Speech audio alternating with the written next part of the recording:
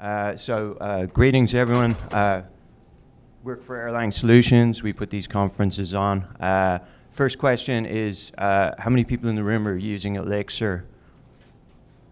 Okay, so loads. Erlang developers only? Just 1, 2. Anything else? No? Are you beginners or experts? What kind of level? Beginners? Beginners, great, because I'm not going to write a thesis off of this talk. Okay, so about me. Do I even need the mic? Actually, yeah, okay. All right. So, working for about 20 years, programmer, written various different code in different languages. Favorite one I've ever used is Elixir. I think it's a great language. And in this talk, we look at some of the reasons why I like it, why it's kind of useful, and we do it through the optics of an unsuccessful airline booking and how Elixir can make that a little bit easier. Okay, so things are nice. Syntax is obviously good. Hard stuff. So you got all the distributed programming. You get the processes, massive concurrency, etc. That's really easy.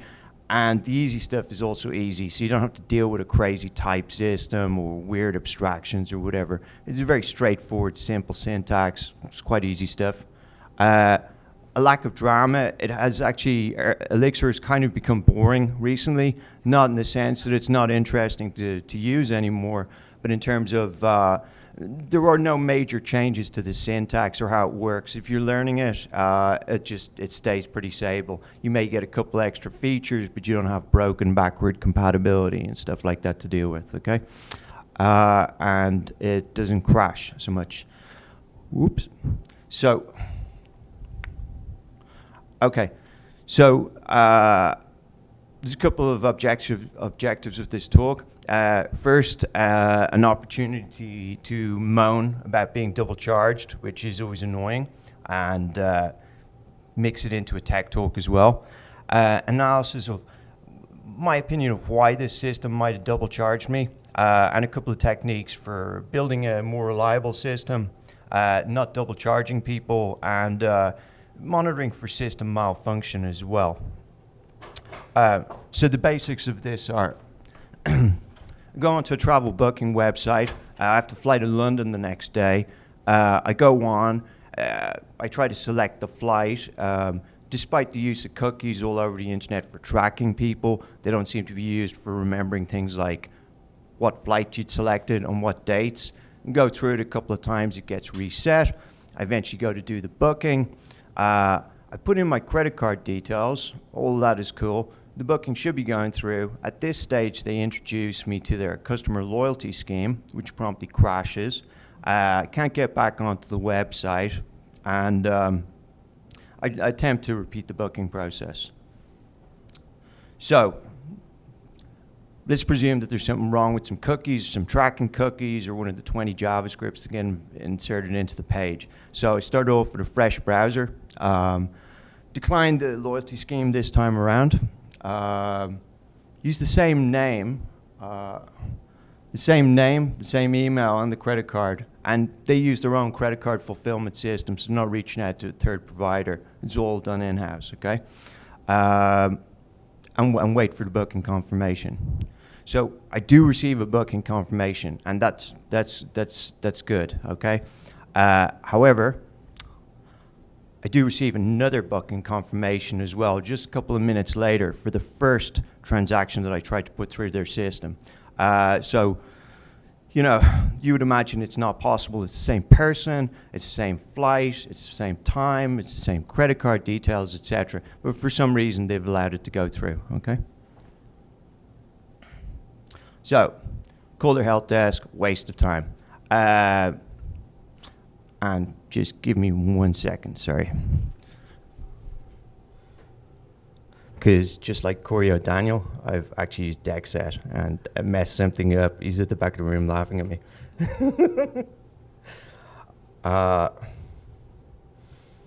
Oops. Okay. No system is perfect, as this slide evidence.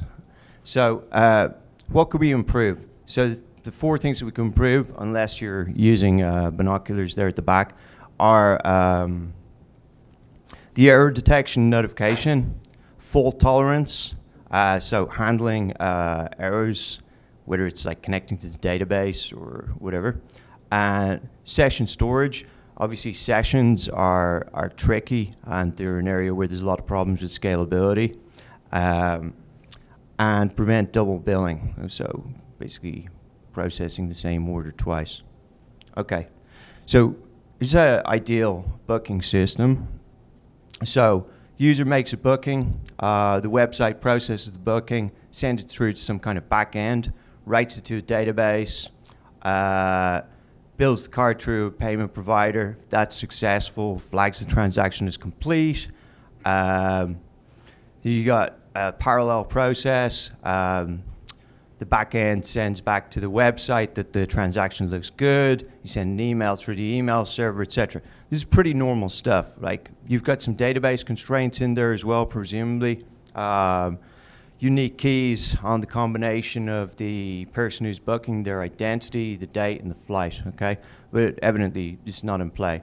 A couple of other things that you've got as well is you have some kind of sentinel process. So that's going to be looking through, checking through the database, checking through the system, seeing if it finds any anomalies in the data, and if indicating in advance that there's something wrong, okay? And you'll have a log aggregator as well. So this is not rocket science. This is a very standard system, okay? So what I suspect happened is that they were not using any kind of indexes, that the backend, the website crashed, evidently. The backend processed the card, wrote the booking without doing any checking for updates. You only live once. Attempts to reply back to the website, sends the confirmation mail, which is asynchronous, so it's arriving at some undetermined point in the future, and it's all good. So I suppose the first thing to look at is error detection. So you're running a Phoenix application or Elixir application or whatever. I see a lot of people throw in the Bugsnag library as a dependency.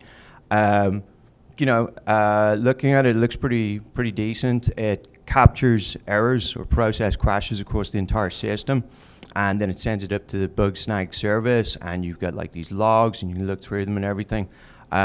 You'd wonder how difficult it is to implement something like this. Is it complicated to hook into these type of systems, or to hook into this subsystem? We have a product as well called Wombat OAM, Erlang Solutions. You connect it to one of your nodes in an Erlang cluster.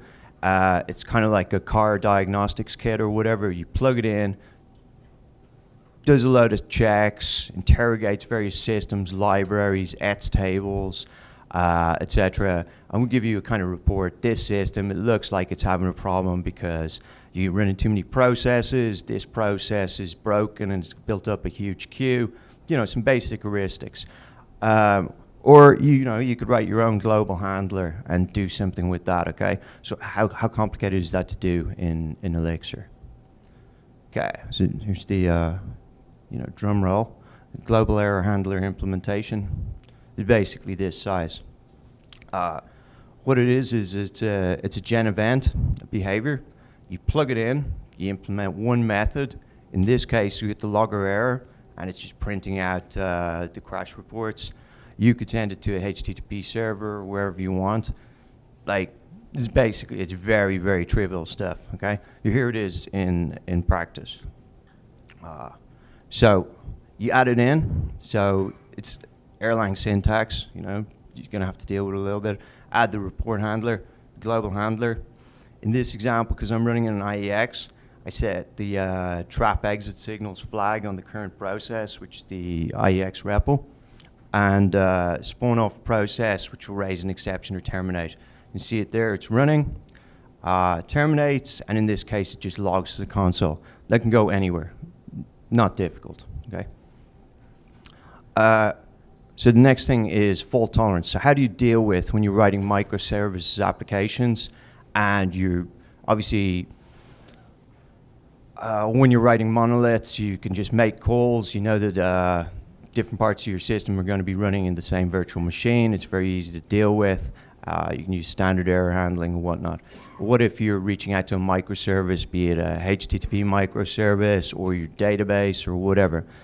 You want some kind of retry mechanism, okay? So with these retry mechanisms, both of these two libraries, Safwank's Elixir retry and in Luit's with retry, neither of which I pronounced correctly. Sorry. They provide you a macro, just in the same way as it's easy to write a macro which creates a while loop in Elixir. You know, it's not really happening that way, but it can create the impression. It's easy to write a retry macro. Both of these libraries do it. We'll take a look at how it's implemented. So this is the width using the retry library. So you bring it in. You've got a block retry width. It's got various strategies: exponential, backoff, linear, etc. A jitter, so it jumps the. Basically, this is a stream generator. The exponential backoff jitter will process that, map each value, add a small randomness to it, so it's not happening at exactly the same time, and then you take 5 from the stream. In this case, all that we're doing, we set a in the process dictionary, we set a value, the countdown, to 0, loop over it. If it's under countdown, it raises an exception. Otherwise, it returns OK. And this thing will just loop around the 5 times until it reaches a successful outcome. OK? Pretty basic. Whoops. And again, whoops. It is written in Elixir. So I've used these type of libraries in various other languages, Java, Scala, etc. The implementations are huge because they don't have processes, because they don't have the Elixir-style error handling. You can't trap exits, etc., etc. So, I mean, this library is 464 lines of code long. Comparable library in Java is 3,078, not including XML. Okay. I mean, that is also a factor. All right. So the other thing as well, which I find weird, is that, I mean, cookies were invented in the 1990s, or not so much invented, but put into everyone's browsers, whether they liked it or not. And what I don't understand about cookies as well is the fact that if they can track you all over the internet and you have some local storage on your machine, how is it that things like a booking process or whatever are forever timing out? Okay, it just seems weird, right? Because they know who you are. You went onto the website. You've probably entered your email address and all those kind of credentials anyway. And yet, for this, all the same, it's like 5 minutes time, and your session gets booted. Like, why? You know?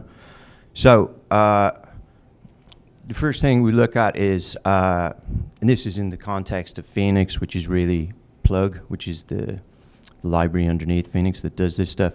But enterprise browser sessions. Just 1 second. So basically, the way that they work and the reason that they don't scale and the reason that your sessions time out is when you go onto the website, the first thing it does is it sets some cookie on your browser with a unique identifier, a big, long, random character string or whatever. It associates that with a memory space on the server. There's a couple of different ways that you can do it, and none of them are nice. You can associate it with a memory address on the server that you're touching. It can be a database identifier, and your session will be serialized and stored in a database, and you have like a horizontal tier of web servers all talking to the same database. There's scalability, single point of failure there as well. And the reason that they have to be cleared out after 5 minutes or whatever is because each one of them is using a chunk of memory on the server that you're connected to. Really, it's a scalability nightmare. Phoenix, on the other hand, what it does is that it takes your session values and it stores them on a cookie, which is sent back and forth to your browser on every request. It signs the cookie and optionally encrypts the contents as well. So you can see the contents, or you can not see the contents, not tamper with the contents. But the session storage, the scalability is through the user's browsers, okay? So it doesn't involve any overhead on the server. The implementation of it, again, it's enormously complicated. set your configuration. You got store, a couple of different options. You got cookie. There's a ets version as well, which stores in nets tables. There's a React version that somebody made that's not very well maintained. There's your key for your cookie, your signing salt, and you set the number of days that it's going to live for. Not very difficult, right? Preventing double billing. So the easiest way to do it is unique database constraints. How many people here are using Ecto? Okay, fair amount. So this is going to be, again, quite basic stuff, all right? So the easiest way, generate, you've got your Ecto module, which defines this is the migration, which defines creating the table. You've got another, create the unique index on it. The really naive implementation would initially be to create a unique index based upon all the fields of the database of that table, okay? Because the things that you need to be unique for an individual flight are the name and surname. Obviously, I booked it twice under my own name. The credit card hash, the flight number. Unfortunately, this can actually change arbitrarily. The minute, the hour, the day, the month, and the year, okay? Perhaps destinations as well, but for the purpose of the example. So in Ecto, you've got your module representing the database table, and you have the change set as well. Change set is a very nice abstraction, enables you to do validation of form input data. It was originally tightly coupled to Phoenix, now less so. So we've got two validations. First, cast the attributes. So this is the list of the elements that must be passed in this map. We validate that these are required, and then we set a unique constraint. This first stage, the validate required, you can execute that out without any interaction with the database. The unique constraint is going to the database and converting that into a pleasant error message. Oops. Okay, we get the repo. So you all know what the Ecto repo is. It manages the underlying data store. You send your inserts, creates, selects, etc. through that, okay? Code generation itself is trivial in Elixir. So you just you've got these helpers, which you invoke with the mix task. In this case, for creating the schema for booking. The name of the database table, the columns. Oops. And we get the Ecto change set. You feed the data into that. In this case, we're feeding in an empty map. It validates it based upon calling that change set function, and it's telling you that the fields are empty, okay? Again, trivial. So the first thing that we want to do is, obviously, you don't want to feed the credit card in there verbatim. It is somewhat secret. So we generate a hash of the credit card, base 64 encoded, and that's what we're actually going to store into the database, okay? Validate the change set, make sure that's okay. And insert it, okay? So that goes ahead fine. Second time, we go and we try to insert it, and we get duplicate data, so we're getting a constraint violation. This probably would have been sufficient on its own to make sure you didn't get charged twice. Okay. Let's try something a little bit more efficient. So what we could do is that we could add an extra field onto the table, the entity hash, and rather than putting an index that indexed all these different fields of the table, because there is a cost to doing that, B trees, etc., we could just index one column. So this would be the entity hash column, okay? So in this case, we make the booking. We take the attributes, which would be in that list, and we base 64 encode them and generate a crypto hash of that. And then we add that extra attribute into the attributes, the entity hash attributes, and we cast it and validate the constraint. So the schema migration now becomes a lot more reasonable. We've only got one unique index as opposed to a unique index that spanned 10 columns. Oops. And we can execute this. A sec.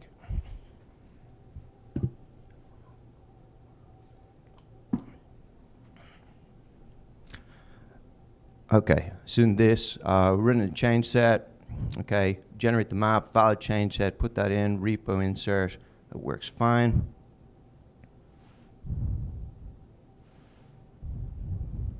Could we be even more efficient? So, is it possible to actually know if a booking is passed through the system without even touching the database? Okay. So, have people here used Bloom filters? Are they familiar with them? Yeah, a reasonable percentage. Okay, so Bloom filter is a space-efficient memory structure. And what you can do, it's used in, for example, React and Cassandra. Both of those systems, when somebody makes a request for an object and, you know, it could be in the database or it couldn't be in the database, those systems have got, they basically sorted string table data stores. So you have index files, and then you can look into an index file, and by iterating through it, you can see if the object is in the database, and then you can make a request and actually get the data, return it to whoever requested it. So as an optimization, you can use Bloom filters. What a Bloom filter can tell you is it can tell you for certain if it hasn't seen something, but it can't tell you if it has seen it. So as an optimization, you can use a Bloom filter, and you can use it to check and see if the system has ever seen that particular entity hash before. Okay.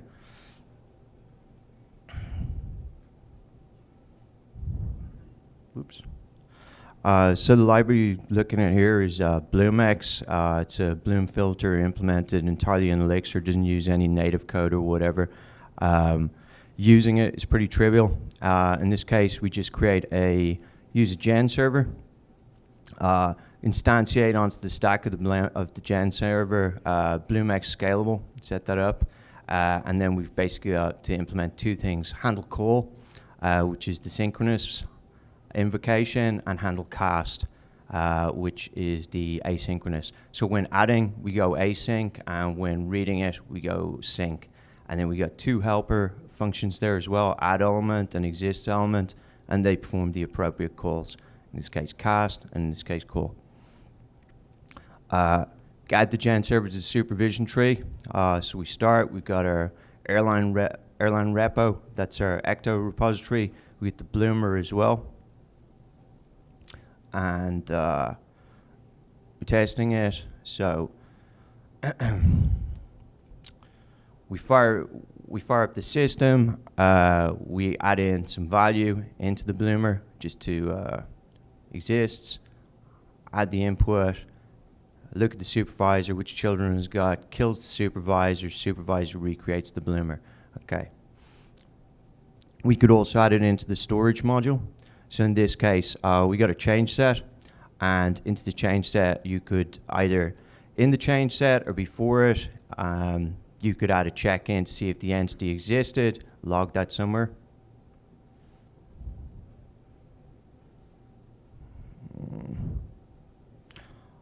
And what about the database being temporarily unavailable? Okay, so we've got our insert booking. What we can do is in there as well, we can use the retry module, and what we can do is attempt to insert the change set. If the database is temporarily down, we can use that strategy with some back off and retry that operation. Okay. Oops.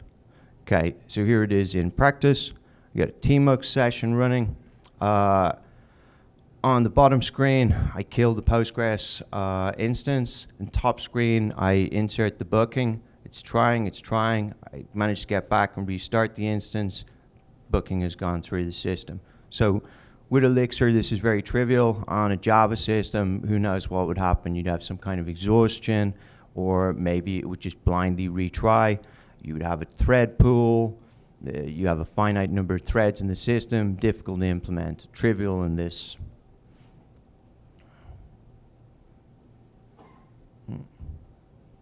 Oops. Okay, so far we've looked at error detection and notification. So you can plug in a global handler to pick up errors. You looked at the fault tolerance. We got supervision. We got the retry mechanism. Session storage again is trivial, and preventing double billing. It's never going to be perfect. There is one flaw with the Bloom filter approach in that it will only handle transactions that have gone through that particular server. You would need to serialize the Bloom filter and deserialize it when the system started up, which is a problem, I suppose, something you need to implement. But I think you could make some improvements versus a Java system. And that's it. Any questions? Yeah.